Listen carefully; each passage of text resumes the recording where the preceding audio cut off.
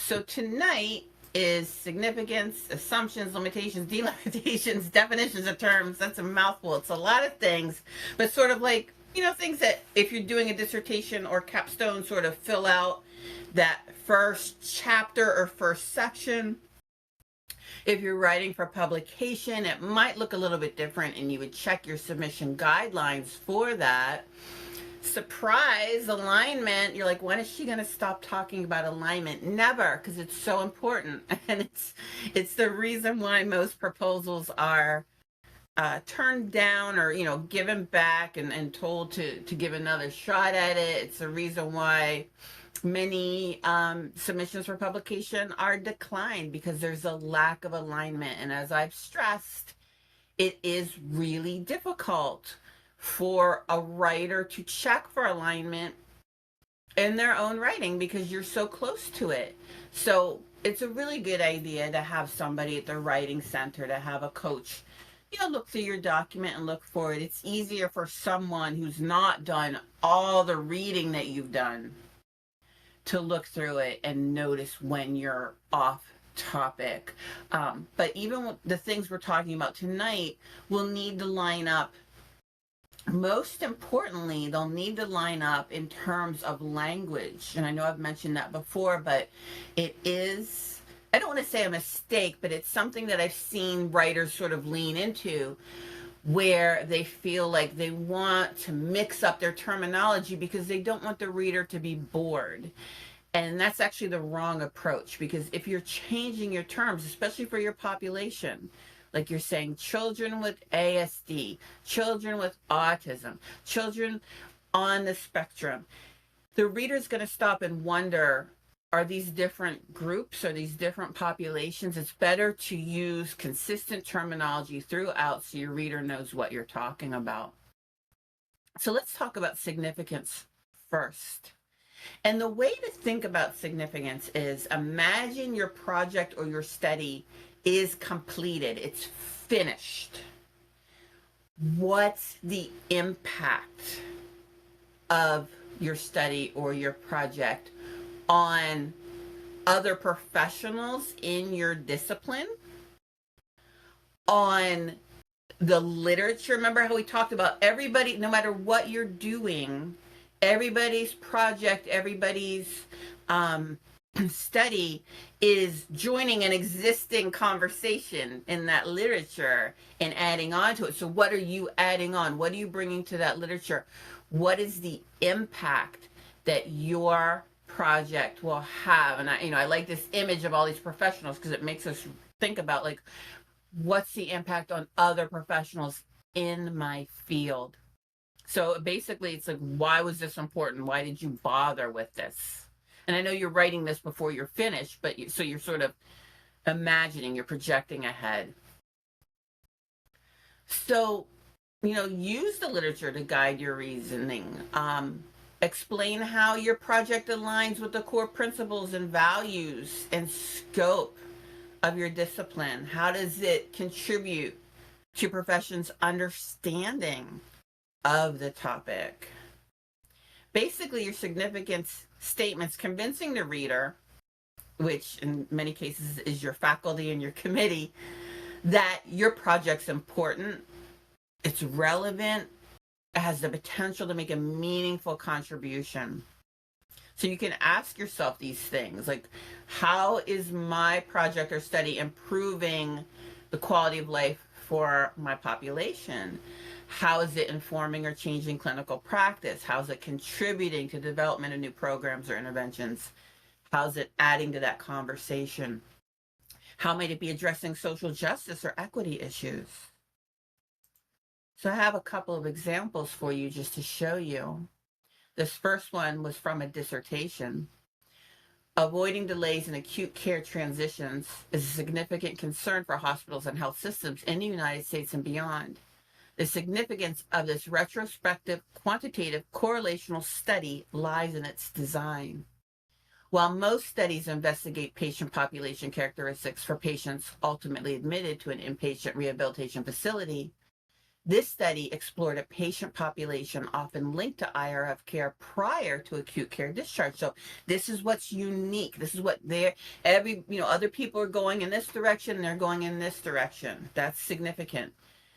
Referral data is not easily obtained in existing IRF databases such as blah, blah, blah, blah, blah, blah, because they only capture patients that were ultimately admitted to IRF.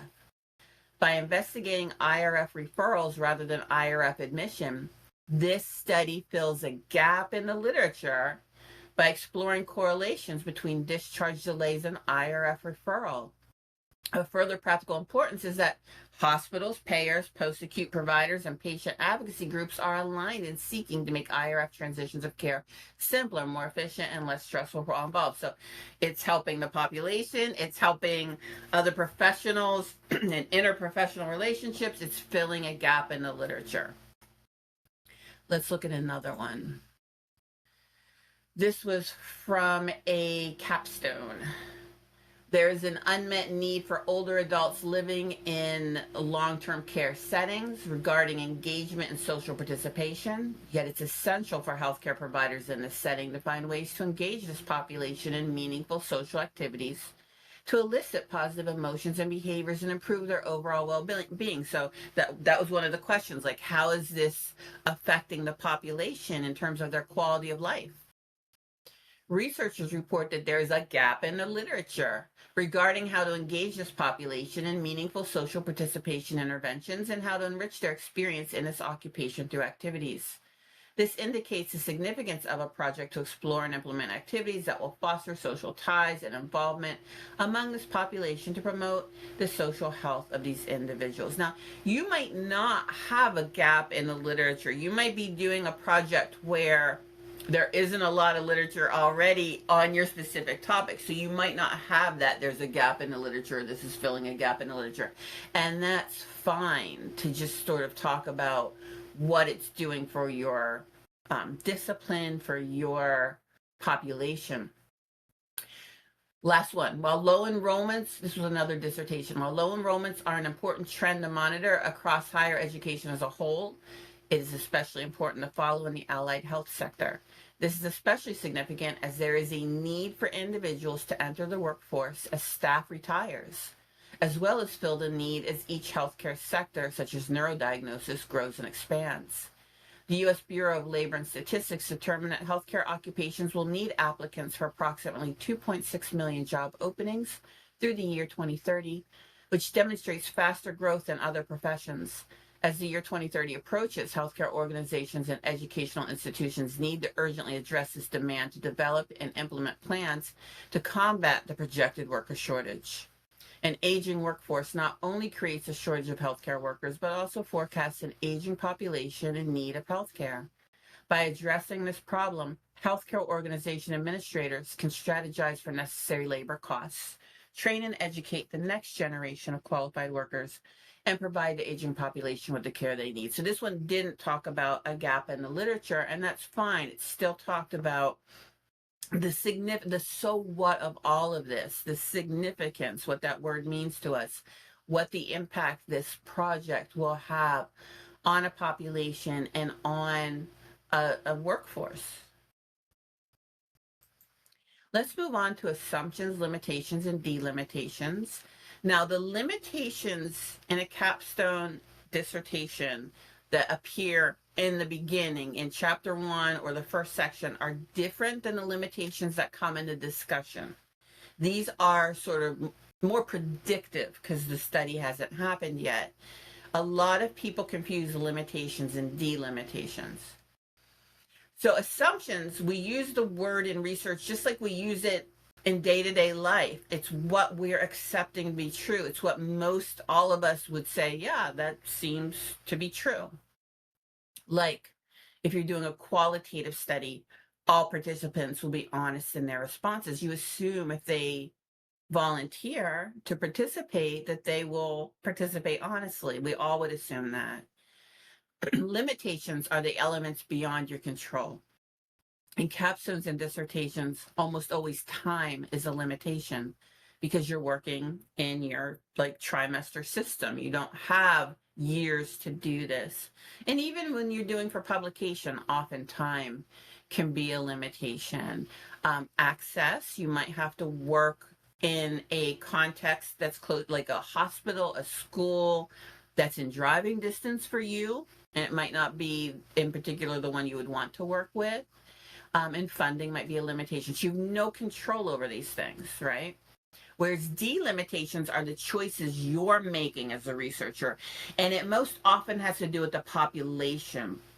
Like you might, this one they're looking at females between the ages of 18 and 25. So they're making that choice. They're limiting it to that age range. So delimitations, you have the choice. You're making the choice. Limitations, you have no choice. So let's look at a couple of these, all coming from like the same study. So we're back to the one about RTFs. I think that's what this one is. Yeah, so the assumption is, again, what we hold to be true. Assumptions of this study include that the health system, insurance plans, and individual care team members want the best outcomes for patients under their care. Yeah, we hope. Many post-acute options are available for patients, and acute care teams are empowered to make discharge setting recommendations based on their independent clinical assessments and experience. So often you say an assumption and you sort of explain it a little bit or explain how it works in your, like how you're trying to mitigate it in your study. It is also assumed that health systems have no interest in limiting patients' post-acute care options based on arbitrary criteria. Ensuring a quality patient and family experience is the goal of healthcare systems. Patients and families have rights enumerated by the health system, their insurance company, and the law to protect their interests in making care choices. Patient and family choice is always a consideration in transition discharge planning. Education on post-acute options may be provided to the family from several sources, including physicians, therapists, et cetera, et cetera. So those are the things they're holding to be true. Then their limitations are: the study controls for clinical variability by applying inclusion criteria for a specific patient population in diagnosis and age range. These inclusion criteria, however, will limit broad application to other clinical populations. So because of they have to work within this diagnosis and age range, it's not going to be probably applicable. Additionally, the experience of a single health system cannot be assumed to be representative of the entire American healthcare system. So again, we're talking about like geographical location here. They can only work in this one healthcare system. The study includes participant records from one geographic region with its unique set of socioeconomic characteristics. These dynamics may not apply to other regions of the country. This design does not consider the impact of Medicare Advantage penetration at higher or lower levels in other states, which would impact the extent to which other healthcare systems may be managing MA pressure. So again, they have no control over the fact that they have to work with this sort of diagnosis and age range, and they have to work in one particular hospital system because it's close to them. Then the choices they made. The study design seeks to delimit elements impacting the primary research questions by including stroke inpatients from a diverse set of system hospitals. The study will improve its applicability. Additionally, including stroke patients over a 3-year period will create a data set large enough to draw statistically significant findings. By focusing on whether an IRF referral is made, the study is more definitive in evaluating the impact of acute discharge. So they're delimiting. We think about limitations as narrowing. They actually chose limitations that broaden things. So they looked at stroke across the system and they extended it to a 3-year period. But that's, again, those are choices that they made. Let's look at another study. The assumptions here, this was a capstone. An underlying assumption is that individuals with progressive neurological disorder have a need for a program addressing intimacy and sexual activities. I mean, we assume that. This leads to another assumption that disruptions in intimacy will have a negative impact on sexual occupations. Everybody would hold that to be true, right? There's an abundance of literature on caregiver burden and the negative effects this can have on relationships, so it's assumed this may carry into intimacy and sexual activity. Another assumption is that this area of focus is not being addressed by other healthcare professionals. And that's a common assumption that you'll see in capstones. in particular, because often they'll say like OT is going to step in and do this, and so the assumption is that it's not being met by physicians or psychologists or whatever, which is what they're saying here. Addressing various domains of sexual health, is within the scope of other professions such as nurses, medical staff, psychologists, physiotherapists, social workers, and occupational therapists. However, the distinct role of occupational therapy is clearly represented by focusing on sexual activity and intimacy as it translates to numerous areas of occupation, considering the unique context of each individual. So they have their assumption and they're sort of explaining why it works for their study. Limitations, they have no control over that. The limitation of this project is that individuals may choose not to participate due to the sensitive nature of the topic. So they have participants in front of them, but they might not want to talk about their sexual activity. Some individuals may not want to describe the intimate details of their relationships or discuss difficulties they may be facing. Therapeutic use of self will serve a vital tool to build rapport with the couples, as this may increase comfort and willingness to share. So again, they're talking about how they're trying to mitigate this limitation. So you say the limitation, and then what are you doing to mitigate it? Another limitation is that the setting may be unintentionally restricted to the severity of symptoms. This program will take place in an outpatient setting and is unlikely for individuals with PND who have more severe deficits to attend outpatient therapy. And then delimitations were their choices, the setting is a limitation and a delimitation for them, because they had a chosen setting and participant population. An outpatient setting was chosen as patients received this type of service would be the most medically stable. Intimacy and sexual activity should not be ignored or unaddressed in any setting. However, the sessions outlined in this program require a certain degree of medical stability in order to participate. So they're explaining why they made that choice. Individuals with PD, MS, HD, and ALS were chosen, as these are all progressive neuromuscular diseases. There are other neuromuscular diseases that could potentially benefit from a program, but given the limited time and resources, it was necessary to narrow down and focus. So here's our choice, here's why. Another delimitation is that this program is designed for individuals who are in relationships. The choice to include partners was made due to the dense literature on the negative impacts of caregiver burden on caregiving partners. So only people in a relationship can be involved. Last one. This one was for a project where they developed a guidebook. So it's not a study. It was a project developing a guidebook, but it still has assumptions, limitations, and delimitations. So assumptions, it was assumed that a thorough review of the literature and a 16-week clinical experience will provide sufficient knowledge, experience, and materials for the development of a guidebook for occupational therapy and end-of-life care. So again, that time frame of being in the trimester system. It was assumed that OTS would be interested, occupational therapy students would be interested in education and training on this role, scope, and delivery of OT services in end-of-life care. And it is assumed that consumers will seek out and utilize the guidebook after dissemination, and it will be effective in facilitating increased prevalence and delivery of OT services and EOL care. All things we would hold to be true. Limitations, they have no control over. Limitations include the available literature. Some of you are facing that. Like we're not finding a lot, and that's a limitation. Limitations include the available literature regarding OT and EOL care as the primary informing agent. And the information provided by stakeholders in clinical settings to inform the content is not within the scope of control. To mitigate this problem, a subject matter expert was consulted. Additionally, the development of the guidebook is constrained by time. Again, however, a timeline was implemented to mitigate this issue. So limitations, you have no control, but what are you trying to do to mitigate? And then delimitations, you're choosing. Delimitations include the target audience of occupational therapy students and the target patient population of adults receiving palliative or hospice care. Although the guidebook may be utilized to educate and train OTS in overall EOL care service delivery, the adult rather than the pediatric population was targeted. Additional delimitations include the length of the guidebook, the topics addressed, and I would even add here language for a guidebook, right? As well as the theoretical models and frameworks used to guide OT practice in this setting. So I think those were three good examples. Again, you're you're listing the assumptions, what we hold to be true, and kind of explaining how it works with your study. The limitations, things you have no control over, but how are you trying to mitigate those? And then the delimitations, the choices you're making, and why. Explain why. Now, the final thing I want to talk just briefly is about key terms and definitions. Some of you must include key terms or definitions or whatever they're being called as a part of your manuscript.